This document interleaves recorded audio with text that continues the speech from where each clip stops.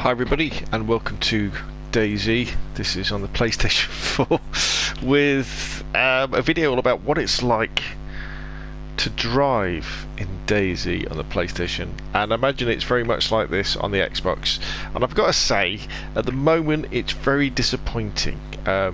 It takes an awful lot to put one of these babies together, and once you do, the game, when you try and drive it around the map, it's very glitchy.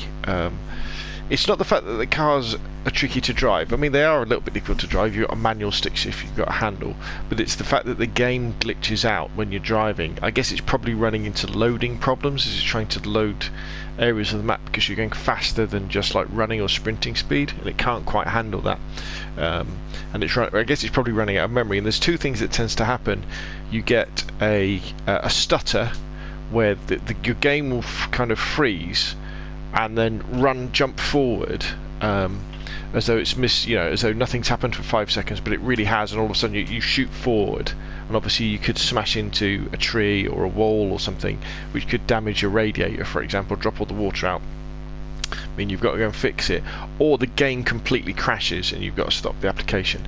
So what that means is, the way that I've kind of been driving is what you do is you drive incredibly slowly, and you avoid the let's start the engine. You avoid the towns because things get really bad in the towns, and so what I've been doing is kind of going on the dirt roads and getting up to, I mean, you can kind of get up to second gear, but trying to just tickle the car along, but about 30 kilometers an hour maximum. And now remember that there is still an advantage to running a car, because you're not using much energy while you're running in the car. You're dry, but also in the boot of the car you can carry loads and loads of things.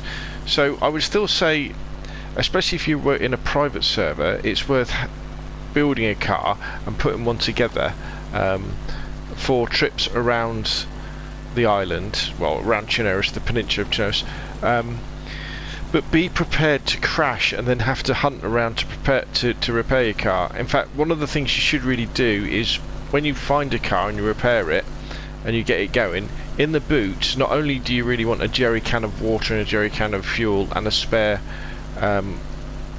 container of oil, you also want a spare radiator, because the most common crash that happens... let me just get up this hill.